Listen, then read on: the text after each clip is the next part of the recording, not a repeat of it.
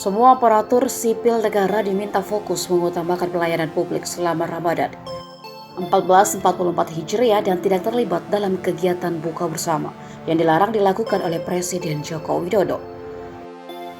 Menurut Anas, ajang buka puasa bersama memang menjadi salah satu kegiatan buat mempererat silaturahmi para aparatur sipil negara selama Ramadan.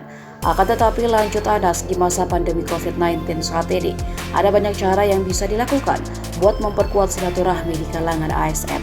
Caranya menggunakan sarana komunikasi daring dan lainnya.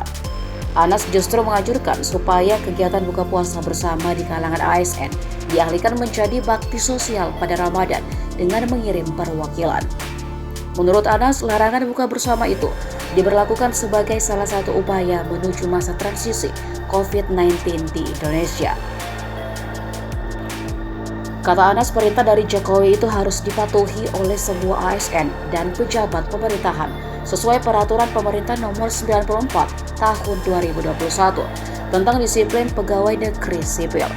Anas menyatakan sanksi sudah menanti jika terdapat ASN yang melanggar larangan buka puasa bersama.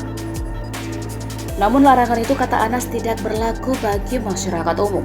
Dia meminta masyarakat tetap berhati-hati dan menjaga diri serta sesama karena situasi pandemi COVID-19 masih berlangsung.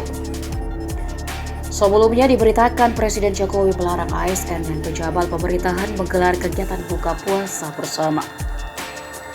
Adapun larangan itu tertuang pada surat Sekretaris Kabinet tentang arahan terkait penyelenggaraan buka puasa bersama yang telah dikonfirmasi Sekretaris Kabinet Pramono Anung pada Rabu 22 Maret kemarin. Dilansir dari lembaran surat pada Kamis 23 Maret, alasan Presiden melarang kegiatan buka bersama bagi pejabat dan ASN adalah karena saat ini penanganan COVID-19 masih dalam masa transisi dari pandemi menuju endemi. Oleh karenanya masih diperlukan kehati-hatian selama masa transisi ini.